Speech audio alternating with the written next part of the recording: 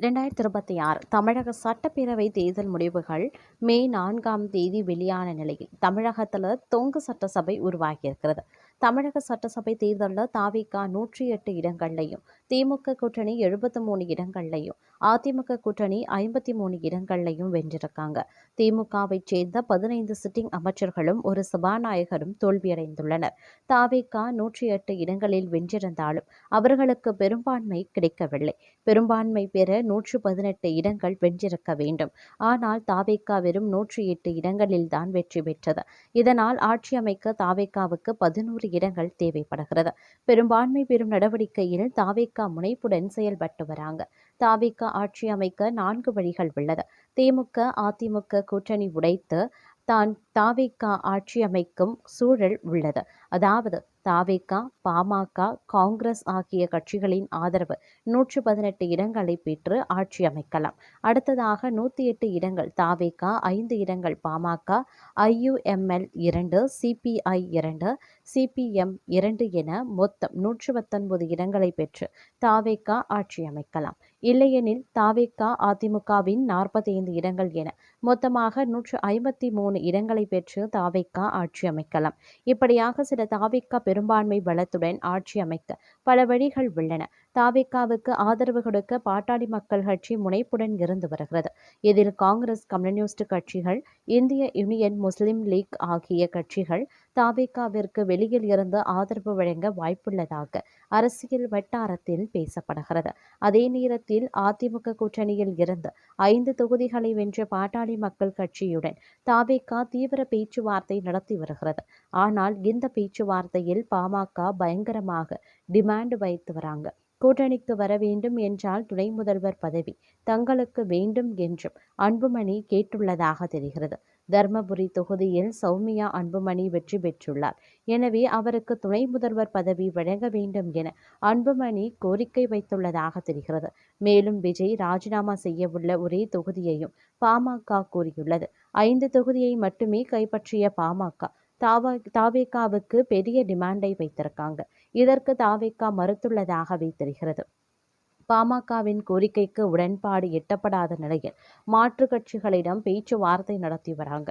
காங்கிரஸ், விசிக, communist கட்சிகள், IUML ஆகிய கட்சிகளிடம் தீவிர பேச்சுவார்த்தை நடத்தி வருகிறது.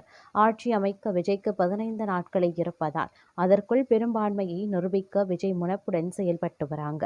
தமிழக வெற்றிக் கழகத்தின் வெற்றிக்கு முக்கியமாக இருப்பது தலைநகர் சென்னைதான். தலைநகர் சென்னையில் தாவேகா 16 தொகுதிகளில் 14 இடங்களை முழுவதுமாகவே கைப்பற்றியது. குறிப்பாக குளத்தூர் தொகுதியில் முதல்வர் ஸ்டாலினை வீழ்த்தி தாவேகா VS பாபு வெற்றி பெற்றிருக்கார். மேலும் சென்னையில் துறைமுகத்தின் சேகர் பாபுவும், சேப்பாக்கத்தில் உதயநிதி ஸ்டாலின் மட்டுமே வெற்றி பெற்றிருக்கிறது குறிப்பிடத்தக்க ஒரு விஷயமாகவே பார்க்கப்படுகிறது. அது மட்டுமின்றி தற்போதைய அரசியல் வட்டாரத்தின்படி பார்க்கும் பொழுது அதிரடியான திருப்பங்கள் அவ்வப்போது எழுந்த வண்ணமே இருக்கின்றன அப்படின்னே கூட சொல்லலாம்.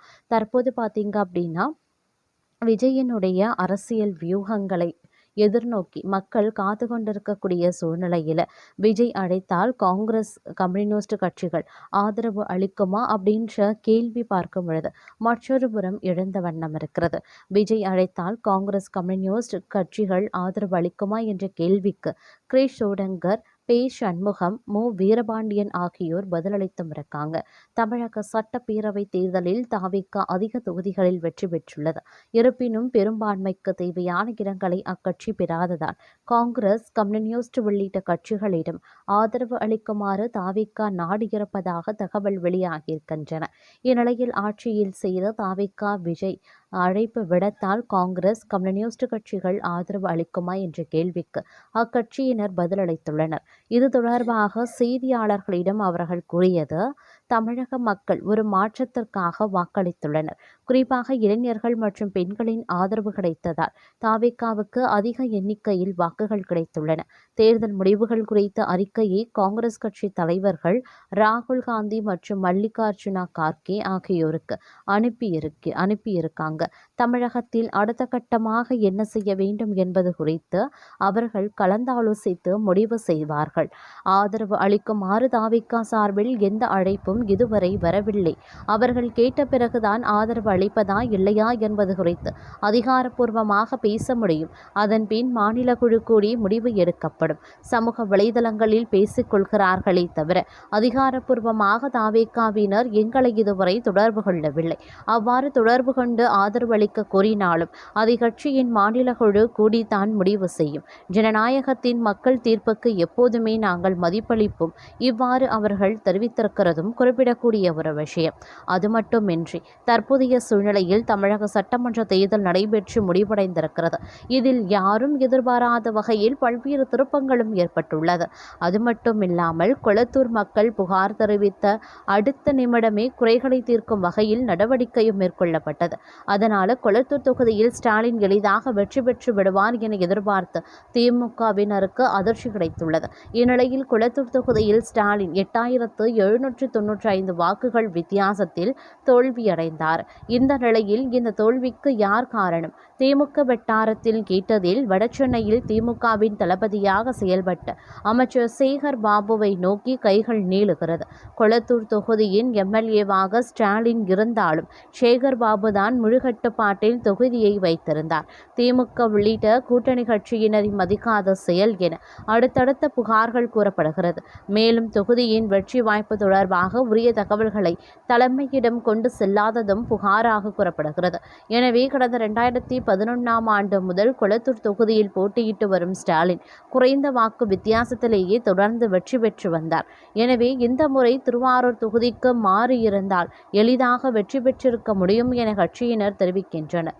இந்த நிலையில் திமுக முன்னாள் எம்எல்ஏ பரந்தாமன் வெளியிட்டிருக்கக்கூடிய சமூக வலைதள பதிவில் என் தலைவர் தோல்வியை தான் என்னால் தாங்கிக் கொள்ள முடியவில்லை. சாதாரணமாக கடந்து செல்லவும் முடியவில்லை. உரியவர்கள் பொறுப்பேற்க வேண்டும் என தெரிவித்திருந்தவர் அடுத்த பதிவில் எனக்கு இரவு முழுவதும் உறக்கமில்லை. இந்த முகமே என் கண்களை மூடினாலும் வந்து கொண்டே இருக்கிறது. அப்படிகற்ற அரசியல் தலைவர், யாருக்கும் தீங்கு நினைக்காத தலைவர், குழந்தை உள்ளம் கொண்ட தலைவர். தேர்தல் அரசியலில் வெற்றி தோல்வி என்பது இயற்கை. இவை இரண்டின் உச்சத்தையும் பார்த்த இயக்கம் திமுக. ஆனால் தமிழ்நாடு முழுவதும் தேர்தல் பிரச்சாரம் மேற்கொண்ட தலைவரின் தொகுதியை கவனிக்க தவறியவர் மீது தயவு தாட்சணம் இன்றி தலைமை கழகம் நடவடிக்கை எடுத்தால்தான் உண்மை திமுக தொண்டன் நிம்மதியாக இருப்பான். தலைவர் தோல்விக்கு காரணமானவர் எப்படி கொஞ்சமும் வெட்கம், பயம், அச்சம், கூச்சம் எதுவும் இல்லாமல் தலைவர் முன்பு வந்து முகத்தை காட்டி நிற்கிறார். நான் பார்த்து கொள்கிறேன் என்று சொன்னது இதைதானா சேகர் பாபு என பரந்தாமன் கேள்வி எழுப்பியிருந்தார். இதேபோல சென்னை மாநகராட்சி கவுன்சிலர் பரிதி இளம் ஸ்ருதியும் சேகர் பாபு தான் ஸ்டாலின் தோல்விக்கு காரணம் என சமூக வலைதளத்தில் பதிவிட்டதும் பெரும் பரபரப்பையும் ஏற்படுத்தி இருக்கின்றது அப்படின்னே கூட சொல்லலாங்க.